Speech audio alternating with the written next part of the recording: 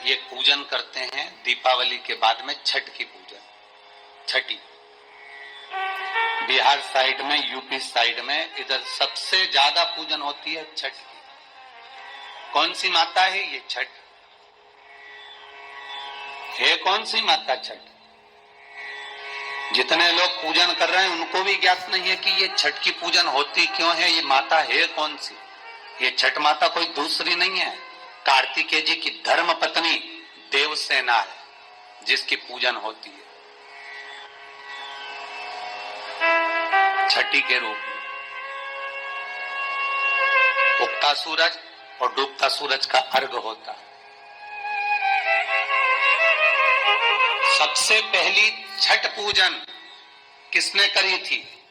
भगवान कृष्ण के पुत्र सांब ने करी थी। सांब पुराण कहती है सबसे पहली छठ पूजन,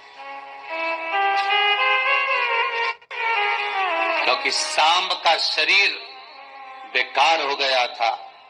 भगवान कृष्ण की शरण में सांब पड़ गया। पिताजी आपने मुझे श्राप दिया है, क्योंकि गलत भाव हो गया था, गलत दृष्टि हो गई। भगवान कृष्ण के पास में जामवंती जी बैठी हुई थी, तो सामने आकर कहा, पिताजी मुझसे गलती हो गई, बहुत बड़ी गलती, क्षमा कर दीजिए। भगवान कृष्ण ने कहा, तुम सूर्य की आराधना करो। सूर्य की आराधना करी तो सूर्य कहते हैं तुम इंद्र की पुत्री देवसेना की आराधना करो। और कार्तिकेय जी महाराज की धर्म पत्नी देवसेना की जब आराधना सांब ने करना प्रारंभ करी, सूर्य को उगते को और डूबते को जब नमन करना प्रारंभ करा, अर्घ देना प्रारंभ करा, जल में खड़े होकर सांब तप साधना में डूबा रहता, सूर्य का स्मरण करता, देवसेना का स्मरण करता, तो देवसेना वहां प्रकट हुई। देवसेना ने कहा, मैं भगवान की छठी कला हूं, मैं भगवान देवताओं की छठी कला हूं, इसलिए जगत में मैं छठी के नाम से पूजी जाऊंगी। और सुन ए सांब, तूने मेरी आराधना करी है, मृत्यु लोक में जो मेरी आराधना करेगा वो जगत का सारा सुख भोगेगा, और तू भी चिंता मत करना, तू भी सर्व सुख भोगेगा। कल छठ हो जाएगी महाराज, और वो छठ भी कोई साधारण नहीं। जिस छठ माता का स्मरण स्वयं भगवान कृष्ण के पुत्र सांब ने किया, जिस छठी माता को स्वयं कार्तिकेय जी को दिया गया, पूरा विश्व, हमारे बिहार साइड के जितने भगत लोग होते हैं आज से व्रत का क्रम प्रारंभ कर देते हैं। 36 घंटे का ये व्रत रहता है छठ का। स्नान, खाना, दूसरे दिन फिर वही क्रम में पूजन की तैयारी, भूखे रहना, सूर्य को अर्घ देना, उगते को डूबते को, और मां छठी का स्मरण करना।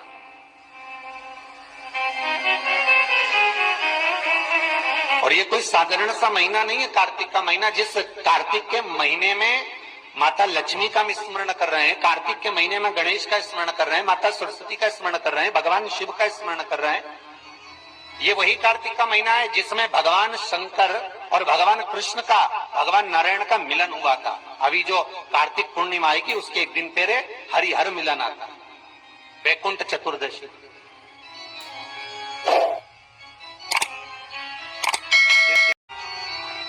कृष्ण को, नारायण को, ठाकुर को बेलपत्र चढ़ती है, और भगवान भोले बाबा को, भगवान शिव को तुलसी का दल चढ़ता है।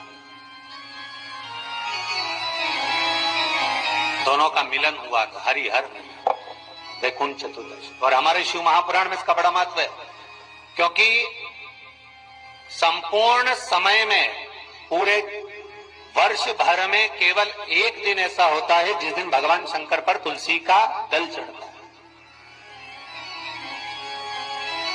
और संपूर्ण समय में एक दिन ऐसा होता है जब ठाकुर जी पर बेलपत्र समर्पित होती है। शास्त्र तो कहता है, विष्णु पुराण कहती है, स्कंद पुराण वर्णन करती है कि ठाकुर जी को तो बेलपत्र आप अगर पूजन कर रहे हो तो रोज समर्पित कर भी सकते हो, पर शंकर भगवान को, भोलेनाथ को, मेरे विश्वनाथ को तुलसी का दल साल भर में समर्पित नहीं होता, केवल एक वैकुंठ चतुर्दशी का दिन ऐसा होता है। और उस बेलपत्र की भी बड़ी महत्वता है। और कार्तिक के महीने में अपन जब कथा श्रवण कर रहे हैं, आनंद ले रहे हैं, सुनने के लिए बैठे हैं और मौका मिला है कार्तिक महत्तम को श्रवण करने का, तो एक एक महत्व को अपन समझ। उत्तर भारत के जो लोग हैं ये पूजन करते हैं दीपावली के बाद में छठ की पूजा, छठी। बिहार साइड में, यूपी साइड में, इधर सबसे ज्यादा पूजन होती है छठ की। कौन सी माता है ये? छठ है। कौन सी माता? छठ। जितने लोग पूजन कर रहे हैं उनको भी ज्ञात नहीं है कि ये छठ की पूजन होती क्यों है, ये माता है कौन सी। ये छठ माता कोई दूसरी नहीं है, कार्तिकेय जी की धर्म पत्नी देवसेना है जिसकी पूजन होती है। संपन्नता, व्रत में संपन्नता प्रदान करना। इस प्रकार से आप अपने मनोभाव से जैसे भी आपको उचित लगे आप प्रार्थना या संकल्प कर लेना। ठीक है। अब आपको दिन भर निर्जला व्रत करना है। पंचमी के दिन की बात कर रहा हूँ। दिन भर आपको निर्जला व्रत करना है और सूर्यास्त के बाद गुड़ वाला खीर बनाना है आपको, और उसको तिन्नी का चावल बोलते हैं अथवा तो साठी का चावल बोलते हैं। उसी चावल का आपको खीर बनाकर खाना है। लेकिन वो खीर खाने से पहले आपको ये खीर किसी ब्राह्मण को दान करना है। सबसे पहले तो आप भगवान को भोग लगाइएगा। आपके घर में जो भी देवी देवता की आपने स्थापना की है, मंदिर होगा आपके घर में, तो वहां पर इसका भोग लगाइएगा, ब्राह्मण को दीजिएगा। कुंवारी कन्याओं को भी खिलाने का विधान है। फिर उसके बाद आप ये खीर खाइएगा। ठीक है। ध्यान रहे इसके अंदर गुड़ ही डालना है, शक्कर का उपयोग नहीं करना है। फिर आपको इसके साथ यदि उपयोगी हो तो आप फल भी खा सकते हैं, कोई प्रॉब्लम नहीं है। अब देखिए पंचमी की ही मैं बात कर रहा हूँ। पंचमी के दिन ही आप सारी सामग्री मंगा लेना बाजार से, कोई घर में पुरुष हो अथवा तो किसी से भी, क्योंकि आपका तो व्रत उपवास रहेगा, आप में इतनी ताकत नहीं रहेगी और आपको अगले दिन भी व्रत उपवास करना है ना, तो इसीलिए आप किसी और से सामग्री मंगाकर रख लीजिएगा। सामग्री में देखिए मैं थोड़ा संक्षिप्त में आपको बता देता हूँ कि क्या क्या लगेगा। 6 गन्ने लगते हैं, पत्तियों सहित होगा वो। एक साड़ी लगेगी, लाल पीली काली कलर की साड़ी आप नहीं लेना, केवल लाल या पीली रंग की साड़ी चढ़ती है, ये मंडप बनाने के उपयोग में आती है। 6 प्रकार के फल और 6 प्रकार की सब्जी होती है। जो भी आपको मार्केट में मिलता है वो आप ले लेना। कई समर्थ लोग हैं जिनके पास सामर्थ्य है, वे लोग एक फल 6-6 के काउंट में लेना, अथवा तो जिनके पास सामर्थ्य नहीं है तो 6 प्रकार के फल ले सकते हैं। लेकिन कुछ मुख्य चीजें हैं जो हमें अवश्य लेनी ही चाहिए छठ पूजा पर। पहले तो अनानस, जिसको पाइनएप्पल भी बोलते हैं, शकरकंद जिसको रताड़ू बोलते हैं महाराष्ट्र आदि में, फिर सिंघाड़ा और कच्ची हल्दी, कच्चा अदरक, नींबू ये जरूर ले लेना यदि मिल जाए तो। केला भी होना चाहिए उसके अंदर। बांस की टोकरी और बांस की सुपेली ये भी आपको मार्केट से लेना है। कपूर लेना है। धूप में अगरबत्ती ले लेते हैं आजकल के लोग, अगरबत्ती ले लीजिएगा। माचिस है। फिर दूध होगा। फिर पान का पत्ता होगा, कम से कम आपको 2 पान का पत्ता लेना है, ये पान के पत्ते के द्वारा ही अर्घ दिया जाएगा। फिर सुपारी होगी। फिर सिंदूर होगा। मिट्टी के 8 दिए होंगे। तिल का तेल होगा। ये सब पूजन की मुख्य सामग्री है। एक नारियल होगा पानी वाला, जिसको रखकर जिस पर अर्घ दिया जाता है। ठीक है। गेरू ले लेना आप। गेरू इसलिए होता है, उसको घोलकर जिस वेदी पर माताएं बहनें पूजा करती हैं उसको पहले सुसज्जित किया जाता है गेरू के द्वारा। ये वीडियो में आप देख लेना। फिर उसके बाद फिर आपको अगले दिन, अब देखिए पंचमी तिथि की मैंने पूरी जो भी विधि विधान था, जो भी आपको करना था कवर कर लिया। अब हम लोग अगले दिन बढ़ते हैं षष्ठी तिथि के दिन। आपको अगले दिन यानी षष्ठी तिथि के दिन पूरा दिन व्रत उपवास रखना है निर्जला। यदि यह व्रत कोई गर्भावस्था में करती हो माताएं बहनें, कोई प्रेग्नेंट होना, तो वे लोग दूध और फल लेना, ज्यादा शरीर को कष्ट मत पहुंचाना, क्योंकि आप जो कर रही हैं गर्भ में बालक को पालना, ये एक यज्ञ कर्म है। सबसे पहले ध्यान आपको उस पर देना है। ठीक है ना।